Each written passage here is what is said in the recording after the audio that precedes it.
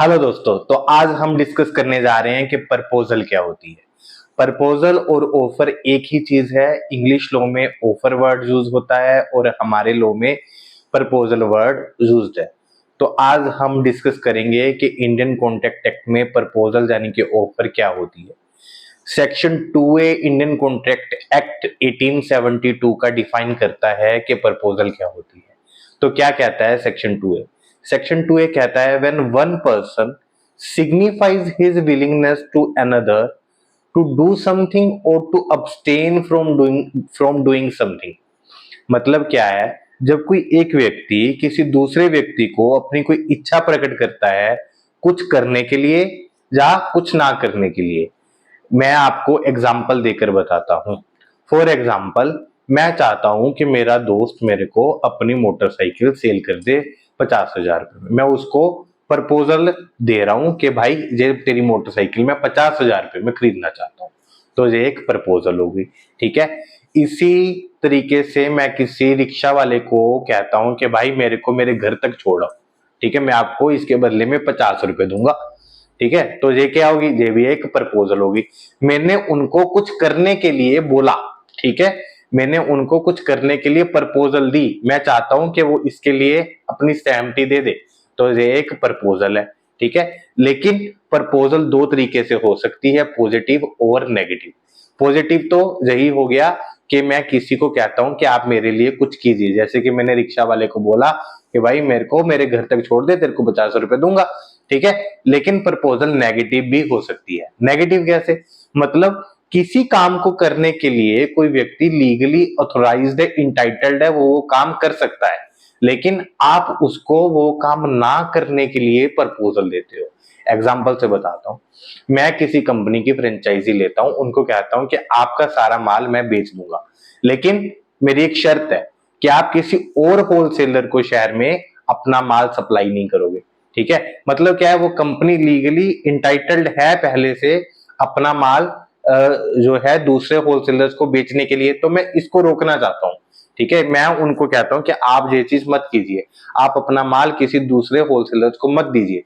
तो मैं उसको कुछ करने से रोकने के लिए ये एक प्रपोजल दे रहा हूं। तो प्रपोजल पॉजिटिव भी हो सकती है, नेगेटिव भी हो सकती है। पॉजिटिव कुछ करने के लिए, नेगेटिव कुछ करने से रोकने के लिए। एक और एग्जांपल से इसको समझते हैं। मेरे साथ मेरा एक पार्टनर है, हम दोनों का मान लो जूतों का बिजनेस है, ठीक है, जूतों का एक शोरूम है शूज का। तो ठीक है, तो अभी वो मेरा पार्टनर जो है वो अलग होना चाहता है, वो इस पार्टनरशिप फर्म को छोड़ना चाहता है, ठीक है। तो फिर मैं उसको कहता हूं कि भाई तो अपने हिस्से के साथ मैं तेरे को इतने रुपए एक्स्ट्रा दूंगा, लेकिन तू एक मेरे को वादा कर कि तू इस शहर में कोई और जूतों की दुकान नहीं खोलेगा, ठीक है जी। तो क्या हो गया, प्रपोजल में मैं उसको रोक रहा हूं कि तू इस शहर में कोई और जूतों की दुकान नहीं करेगा। अदरवाइज वो इंटाइटल्ड है, वो लीगली ऑथोराइज्ड है जूतों की दुकान खोलने के लिए, लेकिन मैं उसको ज्यादा पैसे दे रहा हूं सिर्फ इसलिए कि वो ये काम ना करे, ठीक है। तो ये ना करने के लिए हो गया। तो इंडियन कॉन्ट्रैक्ट एक्ट दो चीजें यूज करते हैं। टू डू समथिंग मतलब पॉजिटिव, ठीक है, किसी को कुछ करने के लिए कहना, जैसे कि हमने वो रिक्शा वाले वाला एग्जांपल लिया घर तक छोड़ने के लिए, ठीक है। या फिर to abstain from doing something मतलब कुछ करने से रोकने के लिए। अब्सटेन होता है रोकना। तो आप जो है किसी को रोकने के लिए भी प्रपोजल दे सकते हो, ये भी इंडियन कॉन्ट्रैक्ट एक्ट में एक वैलिड प्रपोजल है, ठीक है जी। तो ये प्रपोजल के दो मेन टाइप्स हो गए, एक पॉजिटिव हो गया, एक नेगेटिव हो गया, ठीक है जी। तो आगे क्या है, इसमें आपकी विलिंगनेस होनी चाहिए एक लीगल रिलेशनशिप में एंटर होने की। मतलब आप पहले तो आप चाहते हो कि सामने वाला व्यक्ति इस चीज के लिए राजी हो जाए। आप सिंपली किसी दुकान पे आपको मान लो कोई कपड़ा, एक टी शर्ट आपको बड़ी पसंद आ गई, ठीक है, बाहर आप दुकान के बाहर जा रहे थे, आपने देखा डमी को एक टी शर्ट पहनाई हुई है, आपको बड़ी पसंद आ गई।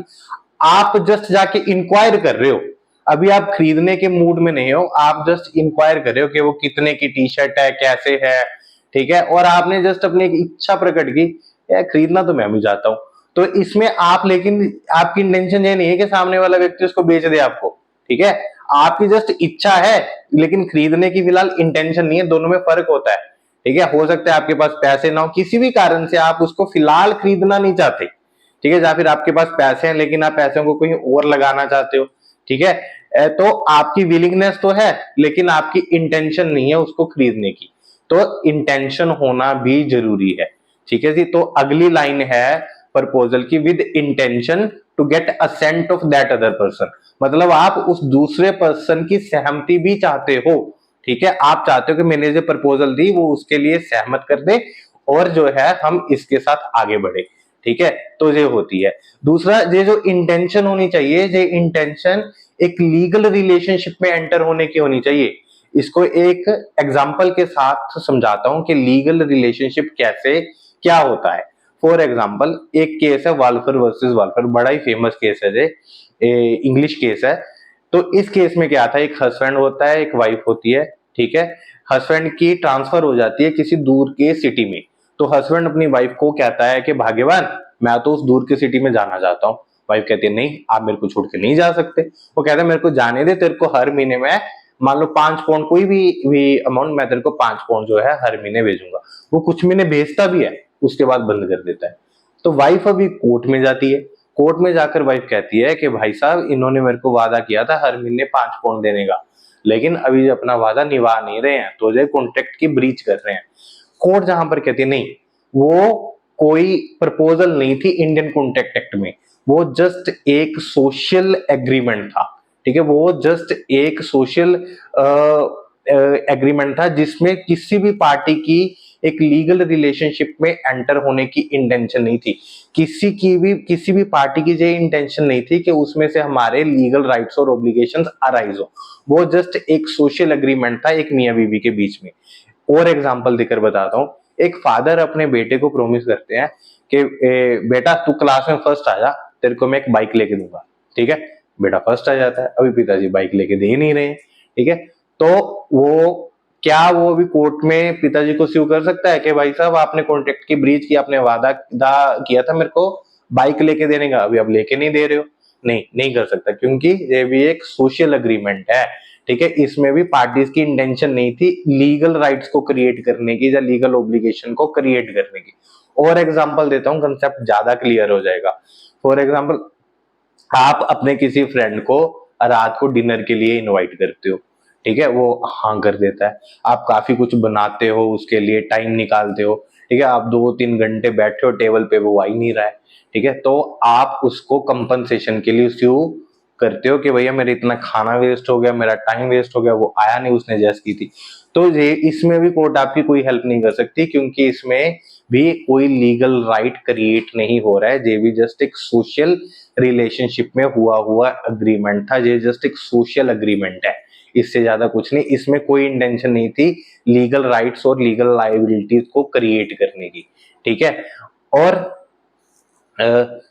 एक एग्जांपल इसमें और देता हूँ, आप किसी अपने दोस्त को कहते हो यार आज शाम को हम मूवी देखने चलते हैं, ठीक है, आपने उसने हाँ कर दी, आपने उसकी एक टिकट भी खरीद ली, अब एक अपनी ले ली, एक उसकी ले ली, वो शाम को आए नहीं, आप वेट करो, मूवी का टाइम निकल गया, वो आए नहीं, तो आप कंपनसेशन के लिए केस नहीं कर सकते, क्योंकि इसमें भी कोई लीगल रिलेशनशिप क्रिएट करने की इंटेंशन नहीं थी। इसी चीज को समझने के लिए एक एग्जांपल हम और लेते हैं, मैरिड वर्सेस मैरिड केस।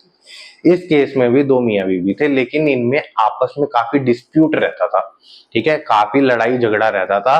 तो उसके चलते हस्बैंड अभी वाइफ से अलग होना चाहता है, अलग होना चाहता है, तो ठीक है, उनकी मीटिंग होती है, कई लोग बैठते हैं, तो उसमें हस्बैंड एक प्रपोजल देता है कि मैं आपसे अलग रहूंगा, लेकिन आपको हर महीने मेंटेनेंस के इतने रुपए देता रहूंगा। वाइफ एग्री कर जाती है।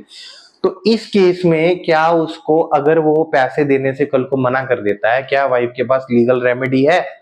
इस केस में लीगल रेमेडी है। क्यों? इस केस में क्योंकि इंटेंशन लीगल राइट्स को क्रिएट करने की है। वालफेयर वर्सेस वालफेयर से कैसे अलग है?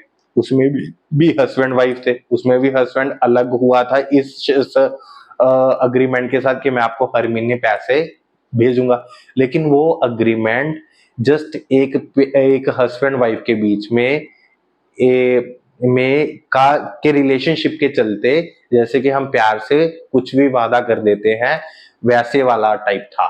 उसमें जो है कोई लीगल राइट्स और ऑब्लिगेशन क्रिएट करने की इंटेंशन नहीं थी, लेकिन इसमें ऐसा नहीं।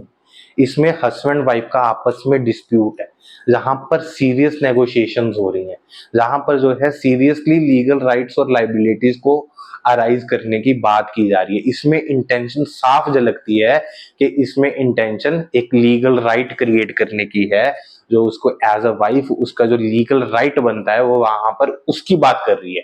ठीक है, वो वहां पर जो है प्यार मोहब्बत में किए गए वादों की बात नहीं कर रही। ठीक है, तो जहां पर इंटेंशन लीगल राइट क्रिएट करने की है, लीगल राइट क्रिएट करने की इंटेंशन है या नहीं, इससे हमें इसका पता हमें वैल्यू ऑफ कंसिडरेशन से नहीं चलता। मान लो आपने एक रिक्शा वाले से 20 रुपए में अग्रीमेंट किया कि भाई मेरे को घर तक छोड़ दे, तेरे को 20 रुपए दूंगा, अमाउंट तो 20 रुपए ही है।